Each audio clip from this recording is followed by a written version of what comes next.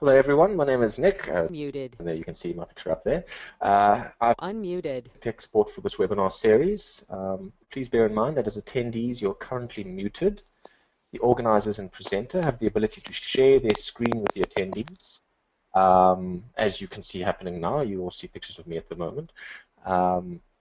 This window will display the presentation as well when Nicole starts presenting. For the attendees, you'll have a toolbar on the top right-hand side of your screen. With this toolbar, you can access two important things. The first is the raise hand button. This is generally used when you're taking verbal questions. If during the allocated question time the presenter allows verbal questions, select this button and it will highlight you to the facilitator and organizers. Second is the option to type in a question that will be seen by the presenter and organizers. Due to potential mic problems amongst attendees, we usually default to written questions, but that will be at the discretion of Nicole. In this scenario, I will transfer any of your questions to a Word document that can be seen by all participants via the share screen function. Please feel free to send through written questions during the presentation. I shall keep track of them and display them during the question period. Obviously, during the question period, you can send them as well. Thank you, and over to you, Nicole. Thank you, Nick. Hello and good afternoon, everyone. I just share my screen. There we go. And hi, everyone. Happy spring to you all. I'm reporting to you live from a little bit of a chilly Holland. My last week here, and excited to be coming back home to spring. Anyway, today we are looking at writing for the web, and I hope you will all enjoy today's session and pick up some nice new tips for your writing as you go ahead with your reports and your news updates and your events and so on. And when you're rapporteering for all your events or conferences and seminars and so on, I hope you'll be able to implement some of the tips and tricks that you'll learn today. So as I mentioned, today we will be looking at writing for the web. There are different types of writings, and we'll be looking at a few of those today. So yes, we'll be looking at writing for the web, different types of writing. We'll look at an introduction to search engine optimization, tips for writing for the web, and looking at a website content checklist. So to kick off today's session, I want to just look at the different types of websites that you find. Many of you may possibly visit news websites like News24 or the Citizen.co.za, the Mail and Guardian.co.za, the Telegraph.co.uk, but there are so many different kinds of websites that you find. So you get the blog website, you get brand building websites, so websites like your banks or any kind of product that wants to advertise their product and they want to build their reputation online. You get celebrity type websites where you will get celebrity fan pages and gossip and what's happening in Kim Kardashian and Kanye West's life, for example. Then you get websites like the classified sites, like Gumtree. Many of us go to Gumtree when we're looking to buy a second-hand something or possibly looking for a new apartment and so on. Sorry. Then you get corporate websites. I've mentioned already bank websites, websites like tax and auditing firms like KPMG or Deloitte and so on. Then, of course, your dating websites. Can't think of any right now, but back in the day there was a site called thundercity.co.za and today we have tinder.com or .co.za where you can now search for the love of your life in close proximity to you. Yes, it has geolocation, so it can pick up people that are in a 5-kilometer radius of you, so making dating very much easier these days. And then you get e-commerce sites where you can, of course, have a site where you can pay for your goods via credit card. Then you find websites the forum websites where you can have discussions about certain topics. Government websites, of course, we all want to go to our government sites to see what's happening in our local municipalities. Then gaming websites, which are becoming very popular, where people are playing online and also then interacting and socializing with one another. Then you get humor websites where you'll find different kind of satires, parodies, and basically just doing for your amusement and your entertainment. information websites, so information around a specific topic or discussion area. Media sharing websites, I've mentioned the likes of News24 and Mail and Guardian and so on. Then a microblog website, this would be your Twitter, for those of you who have participated in our Twitter session. Then news sites, again, I've mentioned. Personal websites, so for those of us who are a little bit more vain, but no, personal websites are not just about showing yourself off. You can also actually have it as a portfolio of your work, a way as a resume of your work, a way to display your skills, so and to share the type of work that you've been doing. So maybe an extension of your LinkedIn profile. You can think of it as an extension of this profile. Political sites, you can find information of like the DA website or the ANC's website and so on. And then review sites, a site on which people can post reviews for products or services. Think of it maybe as a hellopeter.co.za, where you can go and complain about the site, or you can actually go and say, hey, thumbs up, I got a great experience using this product. And then search engine sites, which are your Google, your Yahoo, Bing, and so on. And then, of course, the social networking sites, which we are all familiar with by now: Facebook, Twitter, Instagram, Google Plus, and so on. And then a web portal, which is a site that provides a starting point or gateway to other resources on the internet. These are becoming more and more popular as our own websites. So where you would post your content on your website, but you would drive your traffic to something that drive your website audience to other types of content hosted on other websites, but also because it's rich content that you think adds value to your users. And then wiki sites. We all are familiar with Wikipedia, WikiHow, Wikia. These are sites in which users collaboratively edit its content. So if you are an expert in writing and there's a page on Wikipedia about writing, and because you are an expert, you can actually go onto Wikipedia and add your knowledge and your experience about certain things, about writing, about even in topics such as physics. If you are a specialist in quantum physics and there is a big discussion about the laws of gravity and you name it, and you are the specialist on it, you can actually go onto Wikipedia and edit it and write about your knowledge around the specific topic. So in thinking and looking at all of these different kinds of websites, can you determine which type of website your company, your organization has? Or if you don't have one, which direction you would like to go? Would you want to have a blog? Would you want to have a community site? Would you want to have an e-commerce site, which would then support your donations platform? Would you want a humorous site, an information site, a news site? All of these things are at your disposal today. With the internet, with the World Wide Web, you can do all of these things. However, in thinking about all of these things, you also need to define your audience. You need to think about who are your target audiences. So most likely for NGOs like ourselves, we would create web portals wherein we have an information portal which would have which would be a hub of information, a hub of resources. And if we feel that outside websites are able to support what we are sharing, we can then share a link within our content and drive our traffic out. It's not always advisable, but it also means that you are credible, you've done your homework, and you know what you're speaking about, and you think what you are sharing is of great importance. So you have to define your target audience. This, of course, will further help you in writing the type of content for your website. So throughout this webinar series, we have discussed the different types of social media platforms and how that the content you are writing there should drive traffic to your website. So your users, your audiences have clicked through. So now what? What will they find on your website? Is it news, research, updates, events, an opinion piece?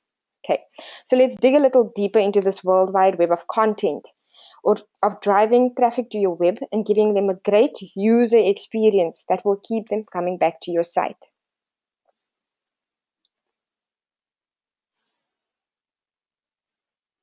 So, writing for the web. What exactly does this entail? Writing for the web is different to any other style of writing. Web content follows unique writing conventions, and the usability of the content is just as important as the content itself. Web content follows a concise and simple writing style of short sentences and the use of plain English.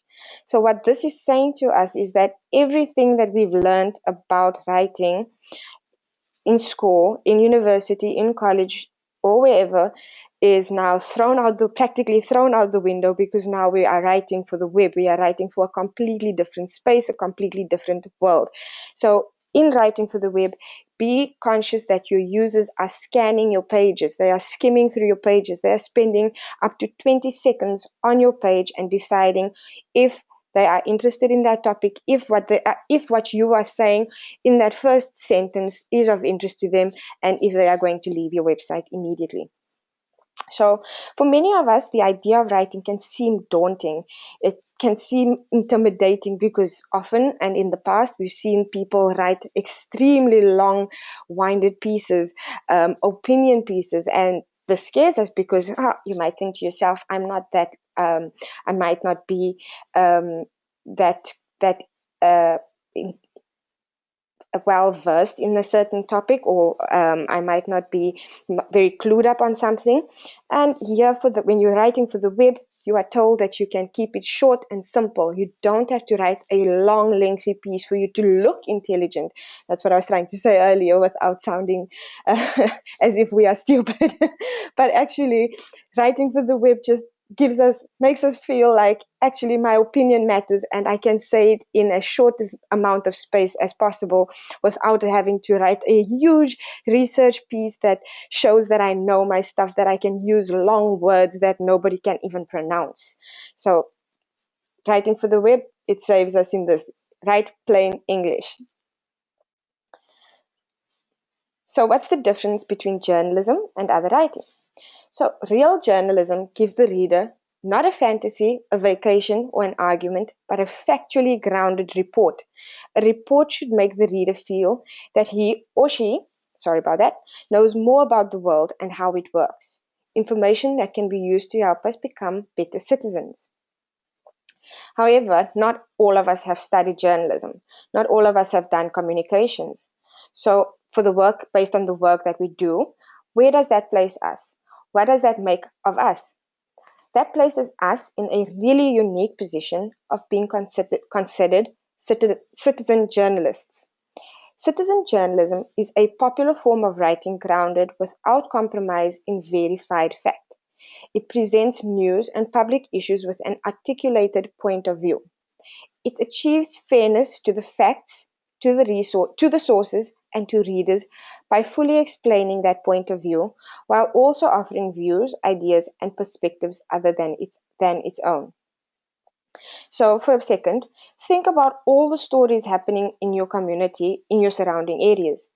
All the people with amazing and often possibly really tragic stories. For many, the idea of having their story told seems practically impossible. So that's where we come in. Us as citizen journalists have a powerful, a unique position to be able to share and communicate these stories. So yes, over the past few weeks, we've been taught that with all these tools and technologies such as Facebook and Twitter and WordPress blogs, we are able to share and communicate these stories. So yes, we have the ability to share and tell the stories of those who have no voice or chance of otherwise being heard. So let's look at these types of writing, different types of writing. So you get expository, right? This is writing in which the author's purpose is to inform or explain the subject to the reader. So the main purpose is to explain. It is a subject-oriented writing style in which the writer's focus is on telling you about a given topic or subject without voicing their personal opinion. So remember, you're not there to share your opinion, because so often we always want to share what we think, and for some people, they want to force it down the other's throat. So here we're saying it is all about telling about a given topic or subject without voicing your personal opinion. So you are giving relevant facts and figures, but do not include your opinion. This is one of the most common types of writing styles, which you always see in textbooks and how-to articles.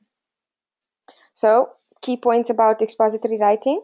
It usually explains something in a process. It is often equipped with facts and figures. It is usually in a logical order and sequence. So you'll usually find this in textbook writing, how-to articles, or business, technical, or scientific writing. Then you get persuasive writing. Writing that states the opinion of the writer and attempts to influence the reader. So persuasive writing's main purpose is to persuade.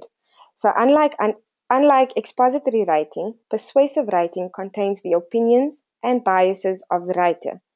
To convince others to agree with the writer's point of view, persuasive writing contains justifications and reasons. I read a lot of this kind of writing on my Facebook newsfeed every single day and think to myself, get off your high horse. And that just makes me feel like, that's your opinion, Nicole. So it is often persuasive writing is often used in letters of complaint, advertisements, or commercials, affiliate marketing pitches, cover letters, and newspaper opinions and editorial pieces. So key points to remember about persuasive writing. It is equipped with reasons, arguments, and justifications. So if you are going to write persuasive writing, do persuasive writing, remember that you need to equip it with reason, arguments, and justifications. So in persuasive writing, you as the author takes a stand and asks others to agree with your point of view. You often ask readers to do something about the situation. So this is called a call to action. Bear in mind that this is often the type of writing that we would do in our digital campaigning efforts, in our type of writing, because we want to educate, we want to inform others about a specific topic. However, we also want to share our point of view and how we see the world, how we see change happening. So then we also have descriptive writing. This is a type of expository writing that uses the 5 senses to paint a picture for the reader. This writing incorporates imagery and specific details. So descriptive writing's main purpose is to describe. It is a style of writing that focuses on describing a character, an event, or a place in great detail. It can be poetic when the author takes the time to be very specific in their descriptions. So you want to think of our writing as a merge of descriptive and persuasive, because we also want to give people a insider view of what is happening within our community. We want to paint a picture. We want to describe the image, describe what we see around us. And then narrative writing. This is writing in which the author tells a story. The story could be fact or fiction. Narrative writing's main purpose is to tell a story. The writer will create different characters and tell you what happens to them. Sometimes the author writes from the point of view of one of the characters. This is known as first-person narration. So you'll usually find this as novels, short stories, poetry, and biographies. Simply, narrative writing answers the question, what happened then? So in narrative writing, a person tells a story or event. Narrative writing has characters and dialogue. Narrative writing has definite and logical beginnings, intervals, and endings. Narrative writing often has situations like actions, motivational events, and disputes or conflicts with the eventual solutions. So for us, we always want to tell a story. Not always, but we want to tell a story. We want to share news. We want to share events. We want to share information. We want to share facts.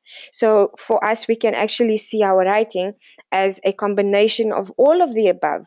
And this will be communicated through our website. It is in determining the audience. It's determining what type of writing we want to do. It is determining what type of website we will have eventually. So for us, it's also writing to document our work. We want to We write because we want to document our voices, and we want to document the voices of those around us.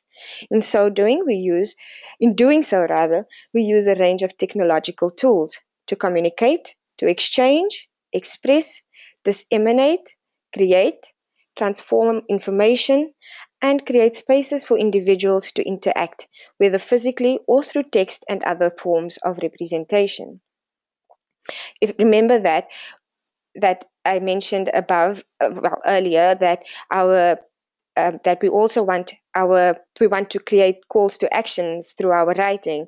So this can then be creating, as mentioned in the last bullet point over there, creating spaces for individuals to interact, whether physically or through text. So we want people to perhaps be part of a forum discussion on our website, or we want them to be part of our Twitter discussions. So we're encouraging people to use text to do so, or we want to have them use our Instagram hashtag campaign that we've created, and they will be able to do so by sharing their images on Instagram. And then, of course, we also want to have, perhaps we'll organize a protest or a get together at a certain point, at a certain meeting point, where we will march or whatever the case may be. So here we are saying we're having a call to action that is physical, where we are meeting in the real time. And this is what we mean by getting together, where we're creating spaces for individuals to interact with each other. So our writing is not only just writing about facts and sharing information, but we also want to have this idea of call to action, where people actually get together and take action. And in writing, we use the basics of writing. So we answer the 5 W's and the H: who, what, where, when, why, and how. We want to ensure that we answer all of the above when formulating our content.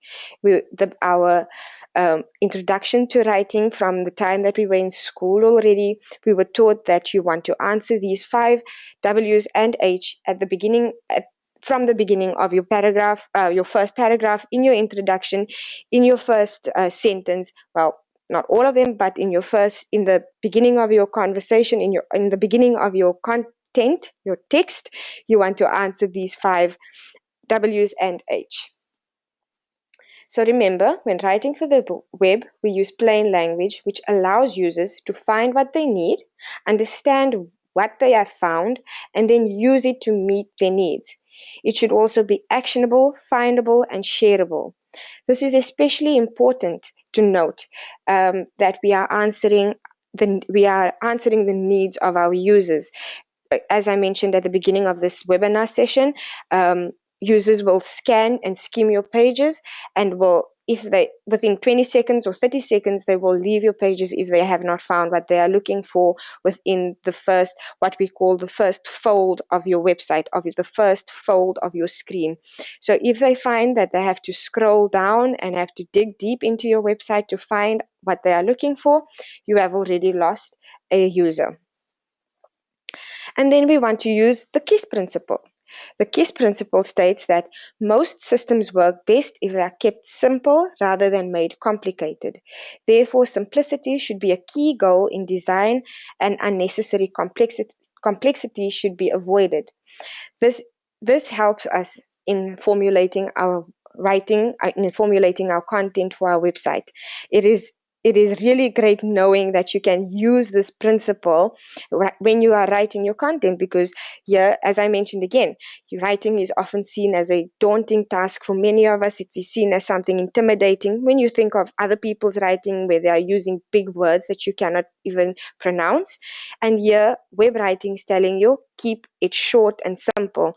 Other translations of the KISS principle is keep it short and stupid.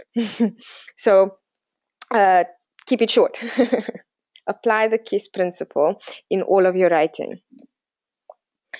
And then I want to introduce us to search engine optimization.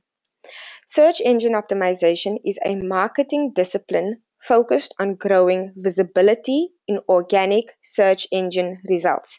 So I'll stop just there. Organic means that you are not paying for your content to be boosted on your Google listings. Google or Yahoo or any of your search engines that you will be using, you want it to be indexed first. Over there you can see it's indexed. So what this means is, if you are going to type in a keyword on Google, you want to ensure that users are going to find your website first, because you are the expert, you are the specialist around a specific topic. So SEO states that you want to grow visibility in organic search engine results. SEO encompasses both the technical and creative elements required to improve rankings, drive traffic, and increase awareness in search engines. There are many aspects to SEO, from the words on your page to the way other sites link to you on the web.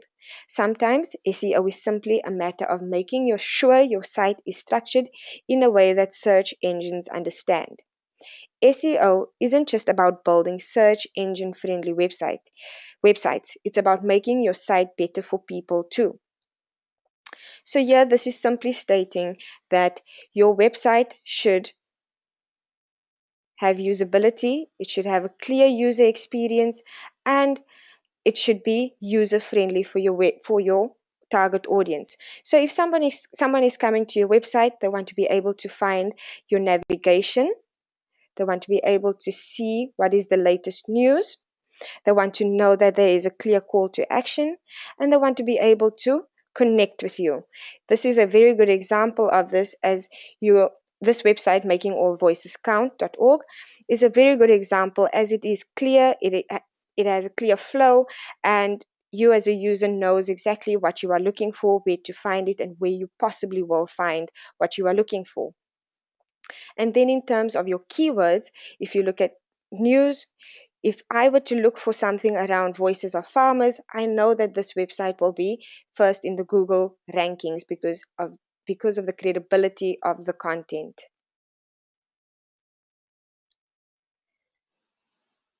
So you also want to think of your website like a cake, consisting of content, information architecture, your platform or your content management system, and the infrastructure. So your website, as I say, is like a cake. Your links, paid search or organic, and social media acts as the icing, but your content, information architecture, content management system, and infrastructure act as the sugar and makes the cake. Without it, your cake is tasteless, boring, and gets thrown in the trash. Why? The majority of web traffic is driven by the major commercial search engines, Google, Bing, and Yahoo. Although social media and other types of traffic can generate visits to your website, search engines are the primary method of navigation for most internet users. So most often, your users are going to Google or Yahoo or Bing when they are looking for a specific subject, looking for information and content around a specific topic. This is true whether your site provides content, services, products, information, or just about anything else. Search engines are unique in that they provide targeted traffic, people looking for what you offer. So search engines are the roadways or the roadmaps that make this happen. If search engines cannot find your site or add your content to their databases, you miss out on incredible opportunities to drive traffic to your site. So as I mentioned, that people are going to Google, they are typing a keyword, and you want your website to be in the top ranking. So write content, use keywords, research keywords that your users will most likely be typing in when they are doing a search on Google. Then we have search queries. These are targeted traffic to a website. Targeted traffic to a website can provide publicity, revenue, and exposure. So search queries, these are the words that users type into the search box, carry extraordinary value. Experience has shown that search engine traffic can make or break an organization's success. Targeted traffic to a website can provide publicity, revenue, and exposure like no other channel of marketing. So investing in SEO can have an exceptional rate of return compared to other types of marketing and promotion. So you want to have an entire keyword strategy. Keyword strategy is not only important to implement on-site, but should extend to other off-site platforms, which is why you should also be thinking about multi-channel optimization. These platforms include, yes, your Facebook, Twitter, LinkedIn, email, offline, such as radio and TV ads. So you want to be consistent with your keyword phrases within these platforms. These will help in all of your branding efforts. But you are also training your users to use specific phrases that you're optimizing it for. So what are search engines looking for? They are looking for content. Search engines want to do their jobs as best as possible by referring users to website and content that is the most relevant to what the user is looking for. So how is relevancy determined? It is determined by content. Content is determined by the theme that is being given, the text on the page, and the titles and descriptions that are given. So literally speaking, this piece of content over here, this is your heading, these are your subheadings, your images, and all of the text on your page. Google literally crawls through all of this content and indexes it. And this is what is indexed in the Google database. And when a user is searching for content, when a user is searching for a specific keyword, this is what the type of thing that Google will have indexed and indexed in their database and captured as the content that is credible, the content that is relevant to a user. Then, of course, performance. This is literally how fast is your site and does it work properly.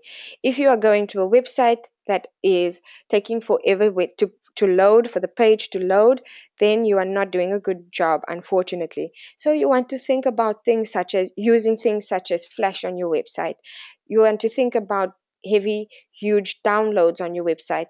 Those are the things that actually slow your website down. And this also then interferes with the relevancy with the way Google or whichever search engine. This influences how this influences your ranking on the search engine. Then authority. Does your site have good enough content to link to, or do other authoritative sites use your site as a reference or cite the information that's available? So you also want other websites to be backlinking. This means that within your text, other websites, you are linking to other websites. However, Highway Africa, for example, is the link on this website. On Highway Africa, you would want them to be linking back to your website because you are a brilliant hub, a brilliant source of content. So what this is saying is, what Google is saying is, Oxfam is linking to making all voices count. NGO Pulse, for example, is linking to making all voices count. Black Sash over there is also linking to making all voices count. That means that this is an authoritative site and it is considered a good website with great information, and it is there. This then boosts making all voices count as a credible and authoritative voice on the World Wide Web. And then, as I mentioned earlier, user experience. How does the site look? Is it easy to navigate around? Does it look safe? Does it have a high bounce rate?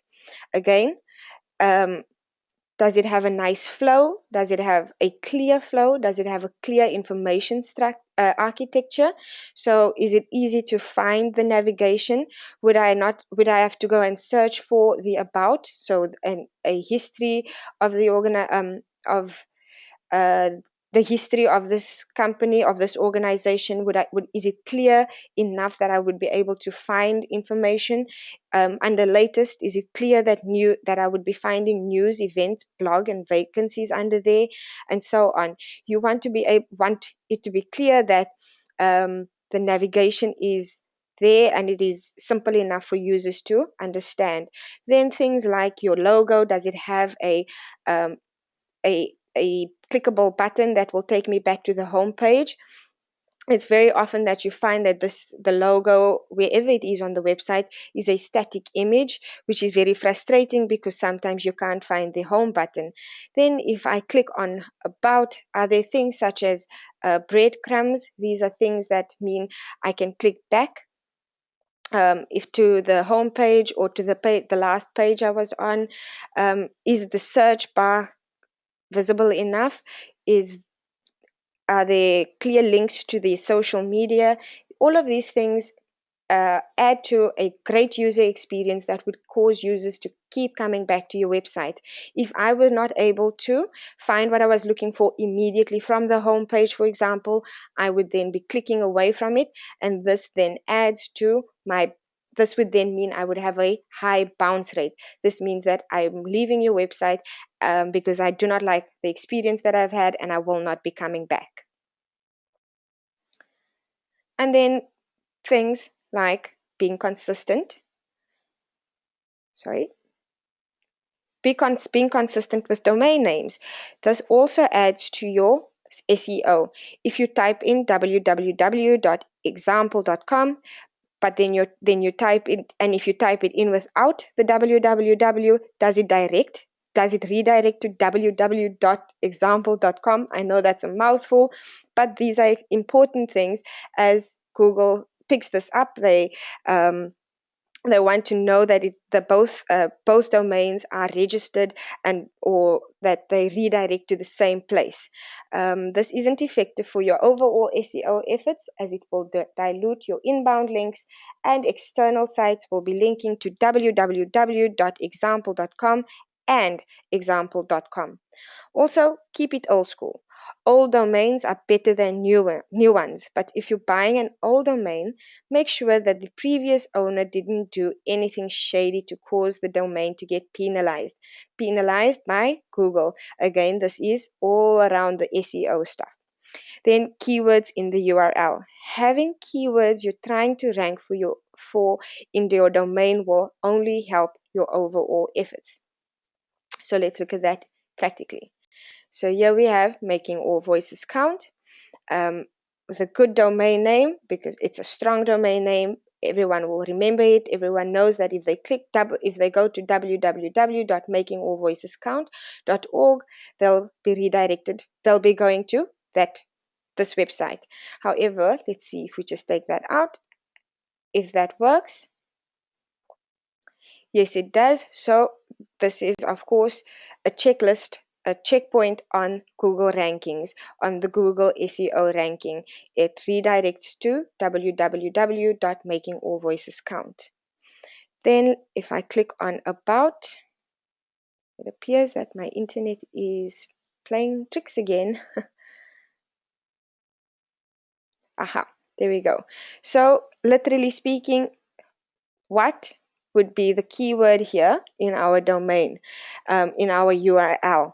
Of course, we're not going to just simply type what in our Google search and receive making all voices count as a Google listing. However, what it is saying is that what SEO good practice and best practice is saying is use clean URLs, clean domains, not things that look like often you'll find websites that have this within the URLs, and you will never ever be able to pick that up again, or you will never be able to find that page again because it was filled with so many of these kind of characters and links and you name it, all within the domain.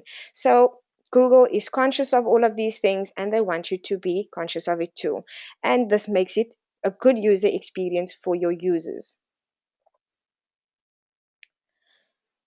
So that's SEO. However, as we carry on and looking at the tips for writing that we'll go into now, we'll be able to see how to actually implement all of these things into your writing. So yes, let's look at some tips for writing content for your website. Content that will provide information, share your knowledge, make an impact so that it is optimized for search engines. So let's bake our cake. So the first step, use a conversational voice. So you know jargon, please. Use words your users use. By using keywords that your users use, you will help them understand the copy and will help optimize it for search engines. Also, front load the important information. We spoke about at the beginning of the session, we spoke about the who, why, what, where, when, and how. So answer all of that within the first few words, the first few sentences. So yes, front load the important information. Use the journalism model of the inverted pyramid. Start with the content that is most important to your audience and then provide additional information. Do not use acronyms unless it's something you are sure your users will know. So for example, let's look at the Making All Voices Count website. Of course, throughout their text, they will perhaps make a reference to MAVC. Okay, it's not on this page. However, I can't imagine that throughout this entire website, they will be saying Making All Voices Count within their text. At some point, they will use the acronym. However, you want to also make sure that you share what the acronym is at the very beginning. Do not use it unless you've explained it first. Use pronouns, use we and use you. The user is you, the organization is we. This creates cleaner sentence structure and more approachable content. So your voice can change depending on your audience. So also use active voice.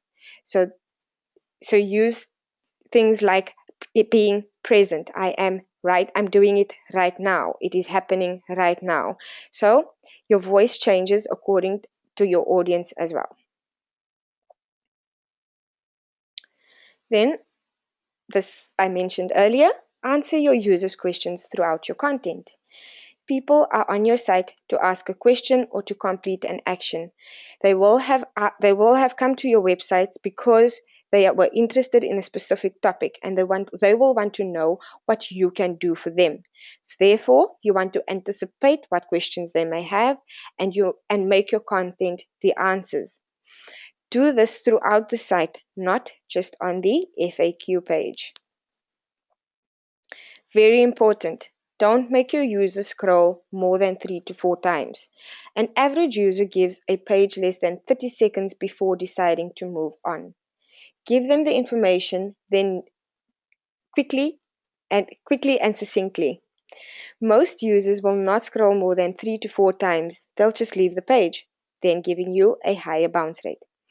If your page requires this much content, try using anchors, breaking up the content with headers or bullet points, or redirecting some information via read more links. Then, keep paragraphs short. Paragraphs on the web do not follow the same rules as regular writing. They should contain one coherent thought.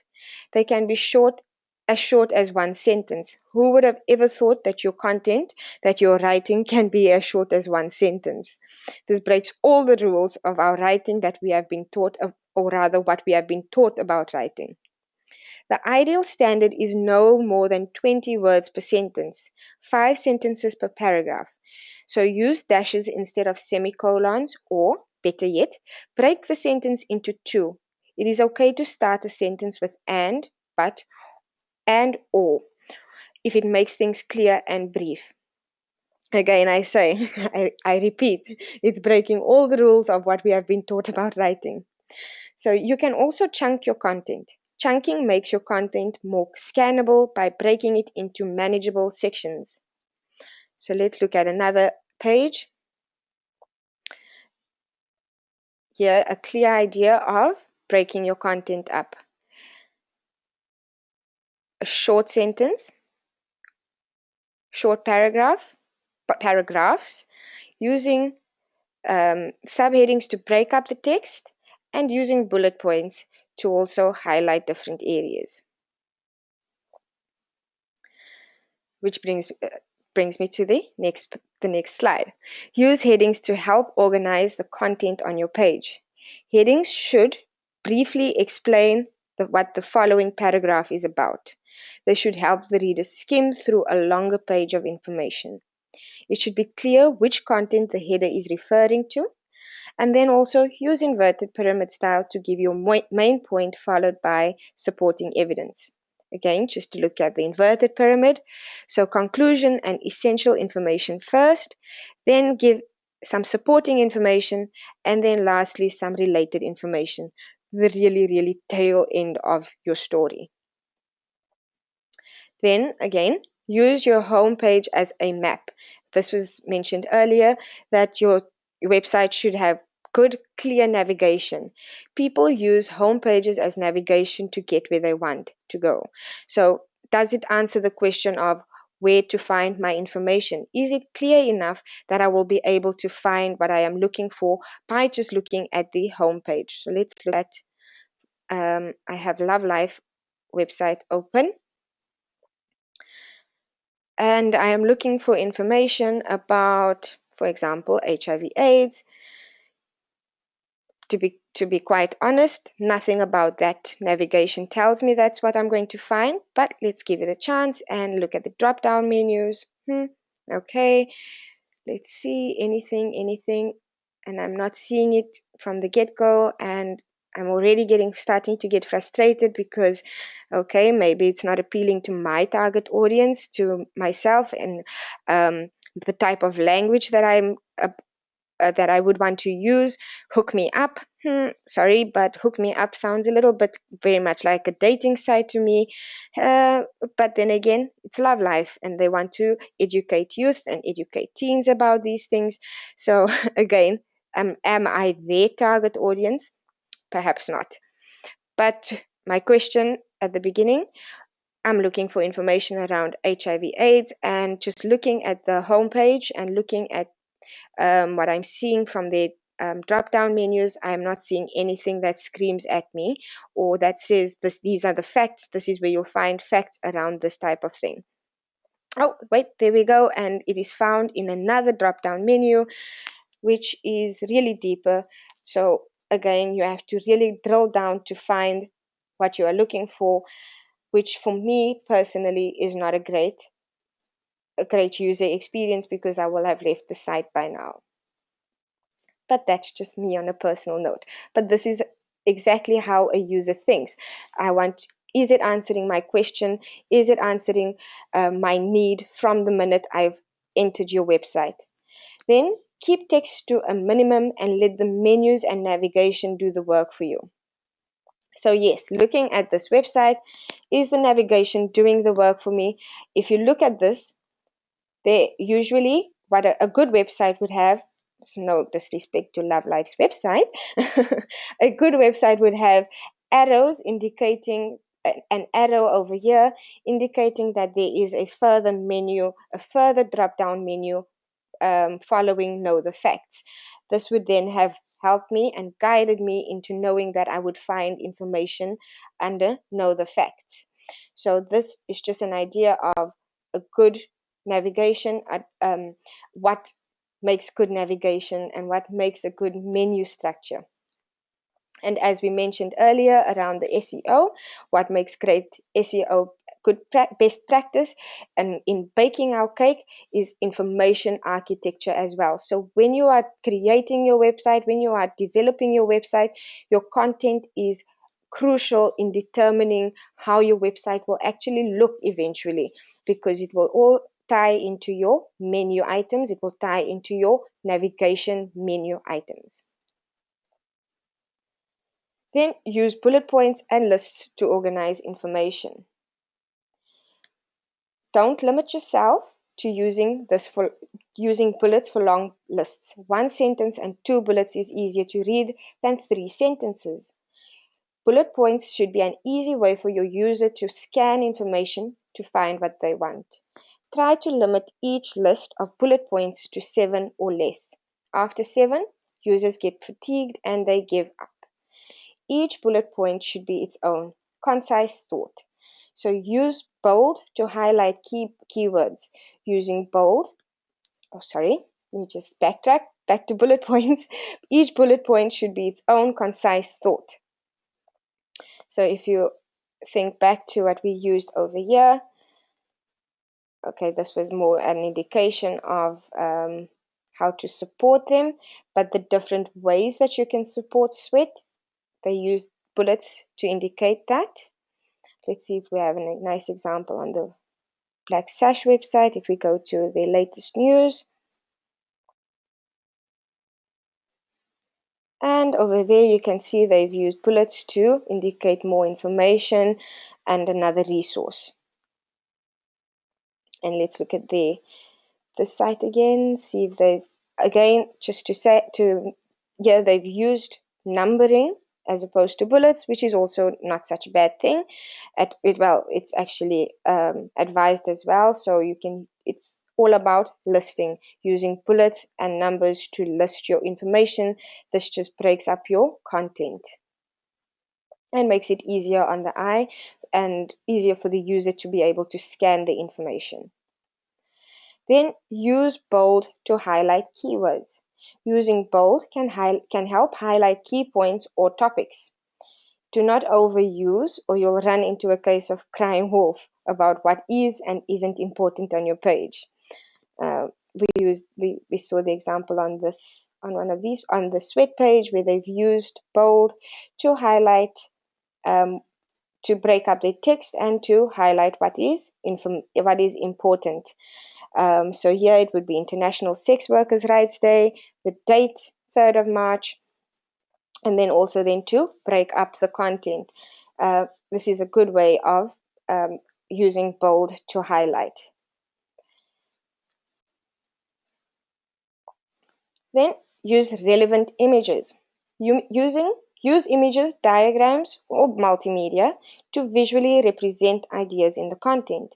Videos and images should reinforce the text on your page. So using images can make your site and its pages more interesting.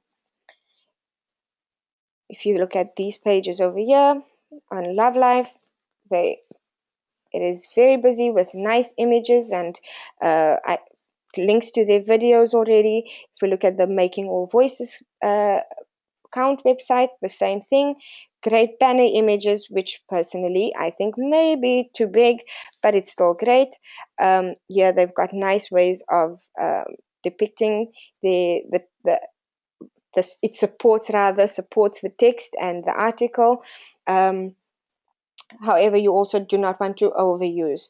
So you can also use white space being this over here, to break up what you see, all of the busyness on your page.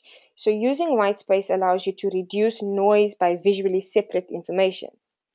So using images can make your site and its pages more interesting.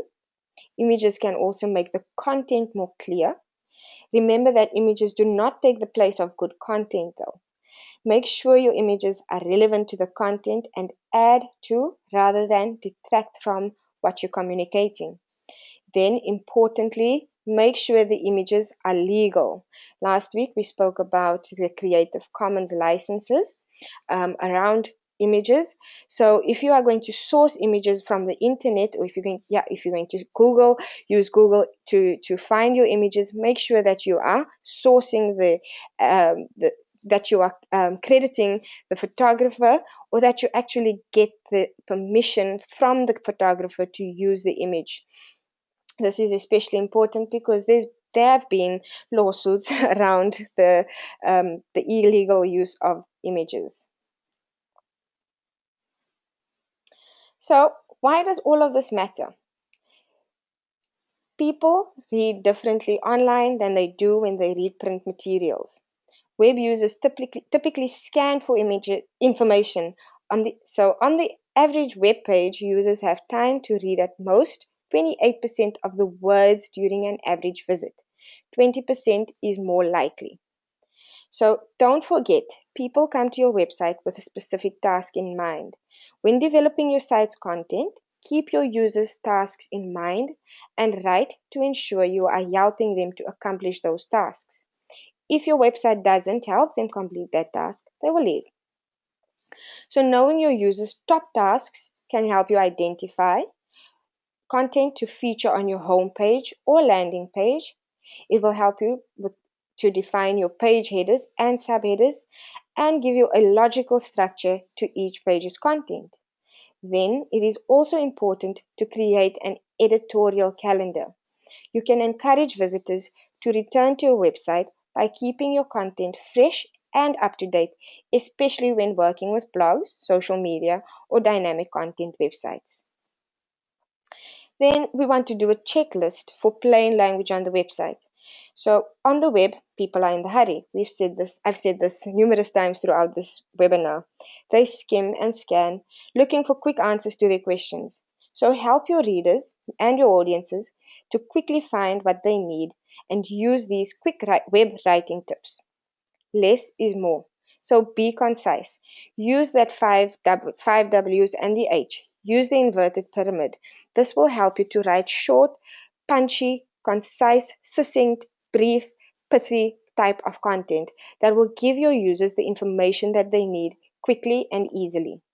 And they will not leave your website. They will actually feel like they want to go further, like they will want to go deeper into your website because they've found such great information. Maybe there's a chance that they will find more. Then break your documents, break your content up into separate topics. As we looked at this press release over here, break it up. It will help the user, it will help the reader to understand what it is that you are sharing. It will help the reader to understand the information more clearer. Oops, under construction. Let's go there. Then use even shorter paragraphs than on paper. We've said this. Use short lists and bullets to organize your information. Again, just use bullets to organize your content, to help your users to find your content quicker, it helps the user to scan the information faster, and then try to limit each of the bullet point lists to 7 or less. Then use your headings with less under each heading. Using headings does not mean that you can still write long sentences, long-winded paragraphs. Still keep it short. Keep it short and simple. Keep it short and sweet. Use the KISS principle. Questions often make great headings as well. So this is, if you are stuck in trying to describe what is in the paragraph to follow, use questions to describe it. Then present each topic or point separately and use descriptive section headings. Keep the information on each page to no more than 2 levels. This is not always the case, but at least it's something that you can try to do. As you can see in this article, for example, there are a number of headings and subheadings with pull-out quotes and so on, and images. So as I say, it's not always the case. However, try and keep it to a minimum.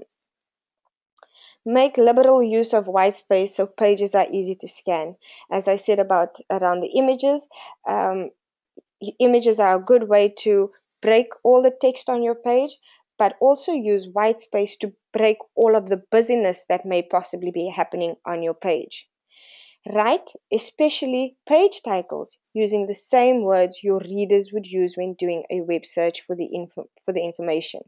As we mentioned around search queries when we discussed search engine optimization, think about the keywords your user would use. If you are searching for a topic under technology, or social media, for example, what type of words or keywords would a user use when they come to Google? They would literally type in social media. If they are thinking about a topic such as sex workers, they would perhaps type in a word such as prostitution as a search query. So think as the user, think of yourself as the user that has gone to Google searching for a specific topic, and then use that kind of language that you would personally use. Don't assume your readers have knowledge of the subject or have read related pages on your site. So clearly explain things so each page can stand on its own. Again, here we're not saying that you are going to go and write endless pages of content. Still stick to the rules of writing for the web. But also think as your reader, think of your reader's perspective. Do they have a knowledge? Do they have knowledge around topics such as advocacy? Do they have knowledge around topics such as human rights or technology or agriculture? Think of the user as someone that has absolutely no knowledge or information around a specific topic, and be as clear and concise and considerate as possible. Then never use click here as a link. Link language should describe what your reader will get if they click the link. We looked at the um, making all voices count page earlier, article earlier, where it linked to Highway Africa. Um, in the begin at the usually you would read something like the Highway Africa 2015 conference, and then perhaps in brackets you would see something like click here for more information about the conference. Now you can literally hyperlink Highway Africa, and you would know that you would be clicking through to Highway Africa's website for more information about Highway Africa. So steer away from using click here. It's no longer a more commonly the commonly used way to link through or link information. And then eliminate unnecessary words. Sometimes we become so excited in describing something, in describing our content, or describing our stories, as we discussed earlier, the different types of writing, as descriptive being one of the types of writing styles that you get. But eliminate the unnecessary words, because it just makes your content look puffed up. It just makes it seem unnecessary. So you can do away with all the long-winded sentences and pretty words. They may make you look very intelligent, but for your user, not so much. They will just get lost. They will just get stuck. They will just get stuck thinking, I don't understand what you're actually trying to say. And then you are risking a higher bounce rate, and your user will leave your website. So eliminate unnecessary puffed up words.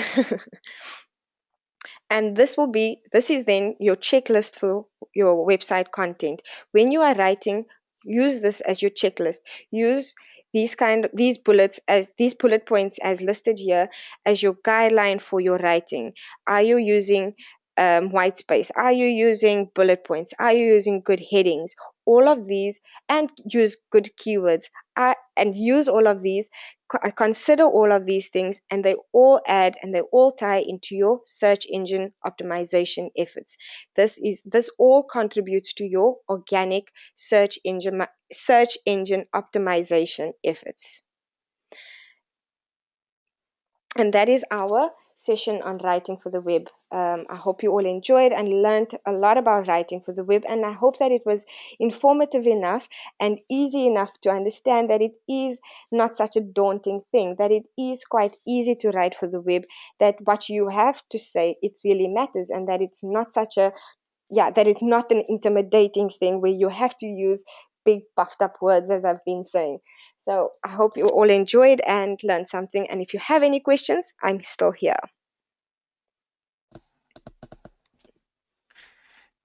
Oh, thanks, Nicole. That was really informative. I liked the idea of puffed up words. I'm sure we've all read websites where we've gone in and we're thinking, what are these people talking about? It happens all too often with me.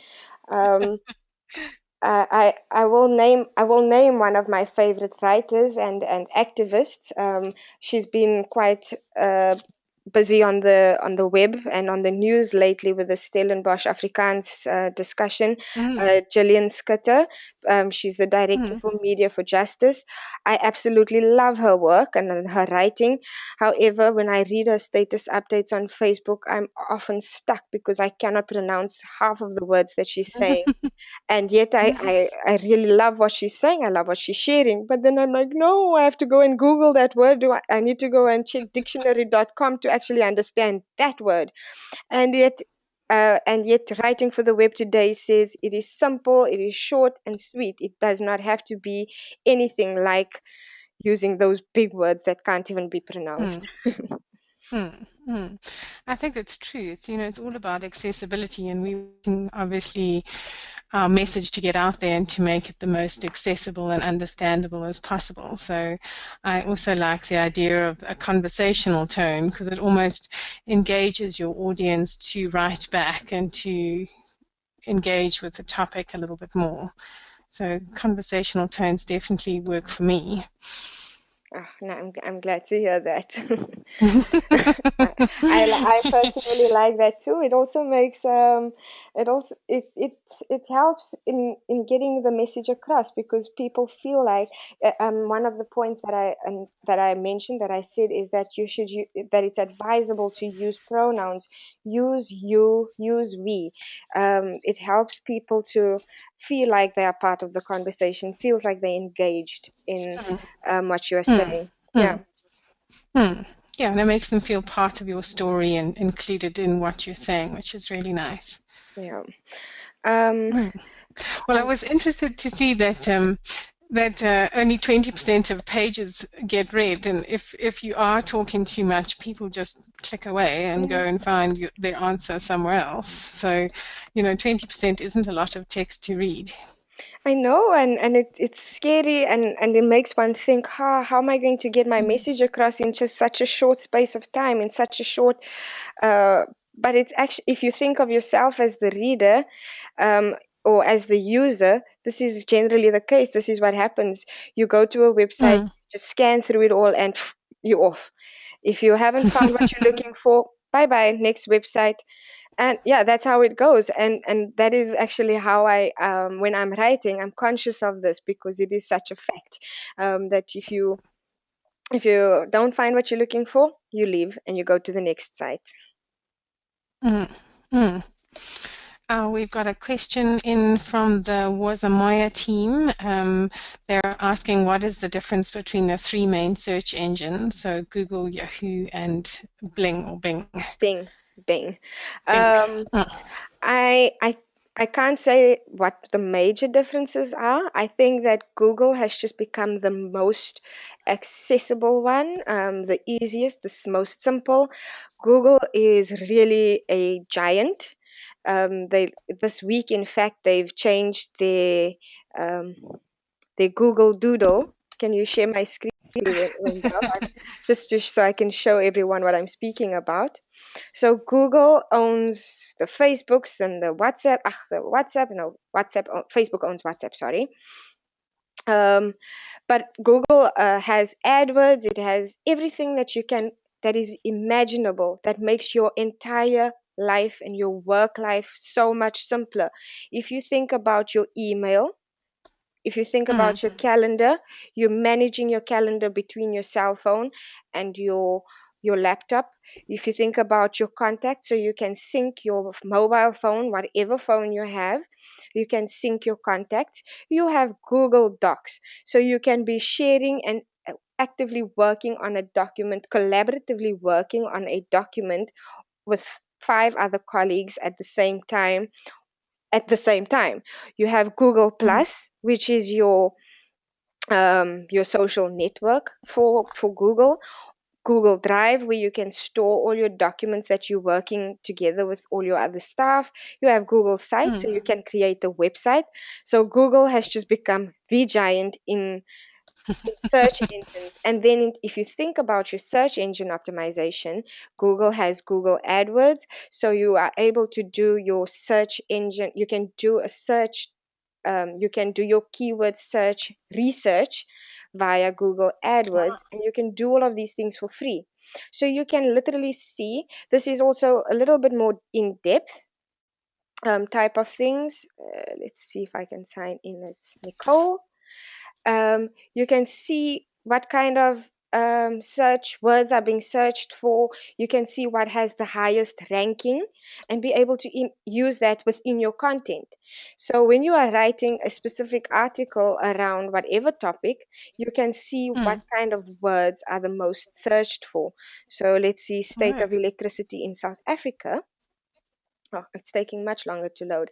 But basically, Google has become such a giant in our World Wide Web that they are in the Mm. front. They are the front runners. However, Yahoo and Bing, of course, have um, their own set of tools and functionalities that make them more appealing. They are more popular in other parts of the world. Again, Google just worldwide has become the main search engine that has simplified our lives. So I guess it's the one that everyone would mostly go to. Again, if you look at Yahoo over here, they have mail, news, sports, finance. It looks very much like a news kind of website. It looks very much like a Mm. social kind of website where you'd be able to find um, topics on just about anything. However, if you look at Google, if you look at this search, the Yahoo search website, the landing page, it looks very busy, and as Mm. opposed to the Google search page where it is absolutely clean, where you see this is all you see. So users are again adding to this idea of a nice user experience. Your users are more attracted to something like this. They would want to know that this is all I need to know, that I can just go and type in my search word, my search term, and that is it, without oops. And Google also automatically corrects me as well. And 501 billion search results for the word agriculture. If we think about what makes good SEO, it's about your search, about your performance. It was able to do that, so Google is brilliant, as it was the performance was brilliant because they were able to pull up the search results within 0.21 seconds. This speaks also to where in the world you are, by the way. Mm. um, and then Bing. Bing is also a nice, clear, Mm. clean layout. I think this is a Windows platform. This is tied into MSN rather. So it's also a nice, clean looking platform that also offers images, videos. So you can search by way of images, videos, and maps, etc. I think generally people would go for one of the three, but Yahoo being a bit of a busier site, and meh, not for me. Mm. Mm. But No, not for me either. I just want to come back to Google AdWords and how it ties into your SEO words. So you can search for new keywords using a phrase, a website, or a category. And let's say, for example, we are searching for agriculture.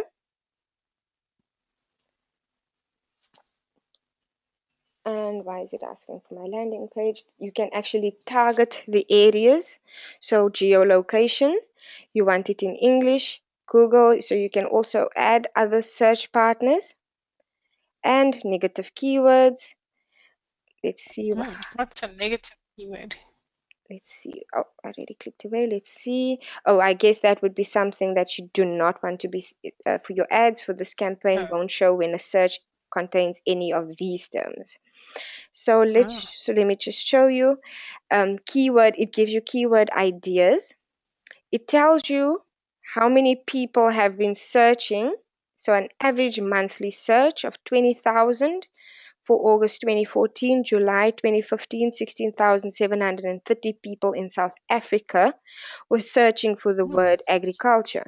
So you can, Mm. and again, coming to the paid for side of things, you can bid, you can pay for that word, you can pay for Oh. that search, that keyword, and this will then boost your ranking in Google. So if you pay for if you pay 12 rand, sorry, if you pay 12 rand for that word, Google is going to rank your page, your website highest in the Google search engine. So if somebody is going to type agriculture, they will find your page listed highest. And as you go down, you can see all the sites that are using the word and the type of keywords that they are using. So they are doing types of farming, farming news, all of things that are related to keywords. And again, just to come back to why Google is the leader in the pack, you can use this tool for free. So you would just sign in with your Google site, with your Google login, and you can actually use this tool for free. So you can keyword by relevance, Department of Agriculture, agricultural, agriculture information.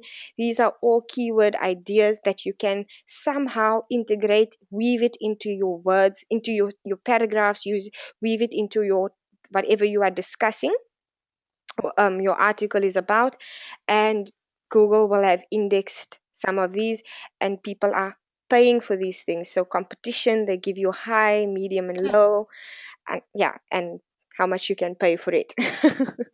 So yes, Google. And this is only with South Africa, then the South African rands would be for the South African market. Absolutely. So if you look on the left over there, I done targeting. So I said South Africa targeted. You can change the country, enter a location to target. So you can actually say which country you want to target. So because we are .co.za, it will automatically find my area. It will automatically detect my area, and I can then just go and it will automatically do South Africa. However, you can change it, and then you would end up with a dollar, or with the dollars or euros or pounds or whatever the case. I don't think any of us want to be paying euros or pounds at this point, though. But yes. No, I think South African rand sounds a lot better. So just in terms of the keyword, so it would be good for partners that have a website to go in and look at what keywords might bring up on Google, and then to go into AdWords and see how to make their keywords more effective to bring people to their websites. Is that how it would work? That's exactly it. That is exactly how it would work. So you'd actually. So you have to do a bit of research. Exactly, and that's I mentioned that you have to do some research. Look for what are the keywords. Look at what websites are coming up first when you do a search for a specific word.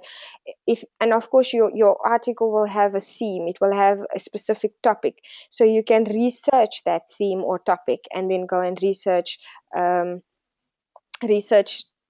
keywords associated to it. And yes, if you just see over here, you have Google Analytics, which is something we will look at next week, which will also tie into these Google AdWords and analytics and this whole beautiful world of Google and how to monitor and measure your campaigns. And in terms of the search engine optimization, you were talking about a checklist. So do they let you know how they index your site? Are they open about how the indexing works? So this is the more technical aspects of it. Us as the writers, we want to do this side of the homework. The technical side of things is where your web developer will come into play. So let me just see if I can give you an example of what your techies are doing. What you you as the writer will prepare for your techie. So all of this, if you see over here, this entire section over here speaks about meta. This is your metadata. So this is telling Google.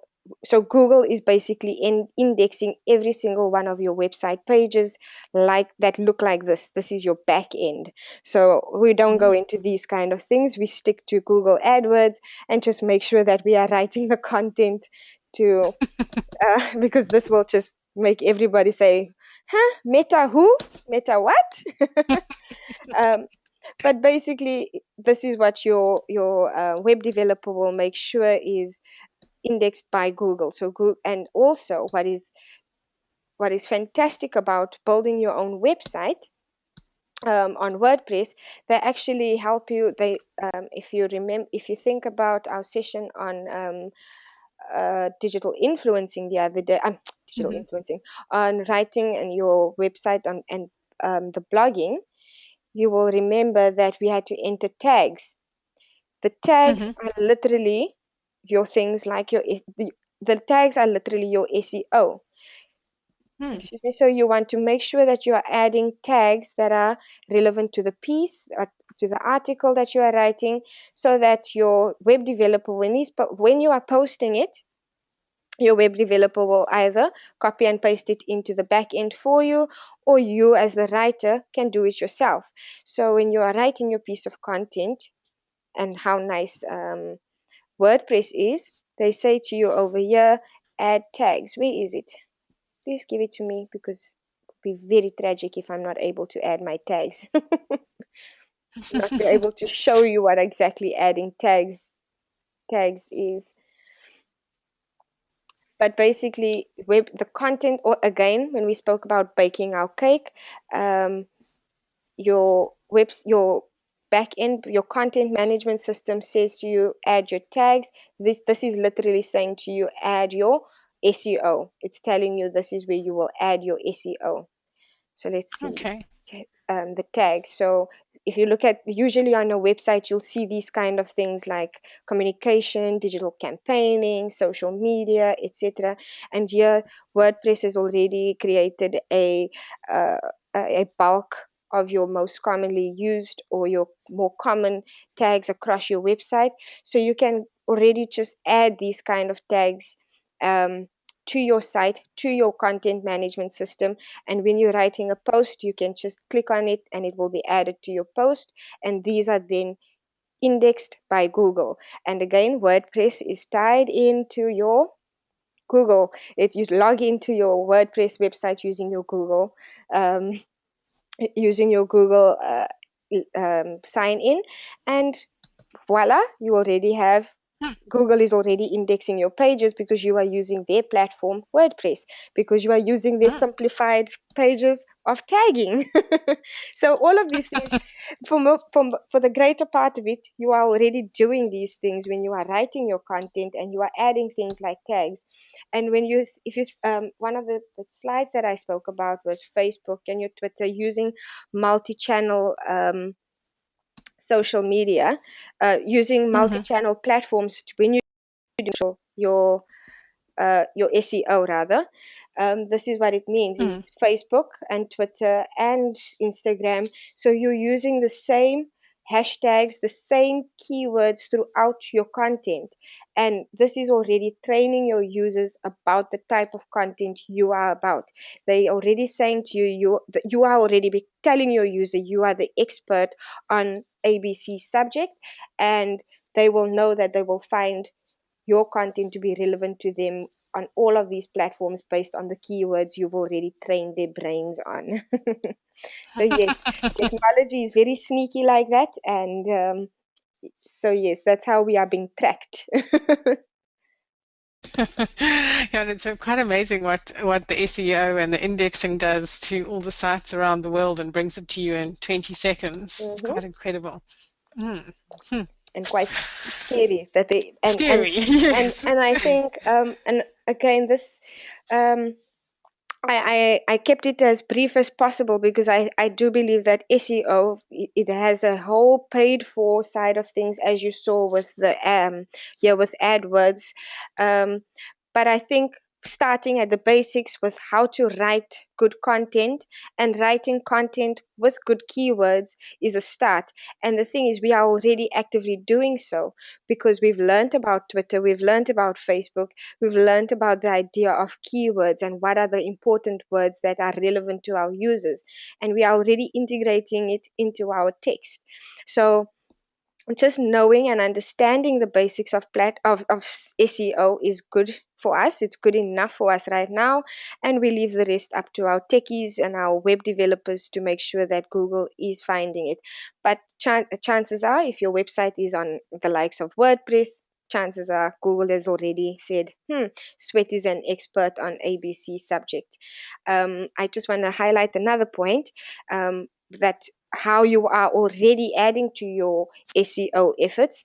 One of the things about writing good web content, was mentioned, is using good headlines and using links within your text.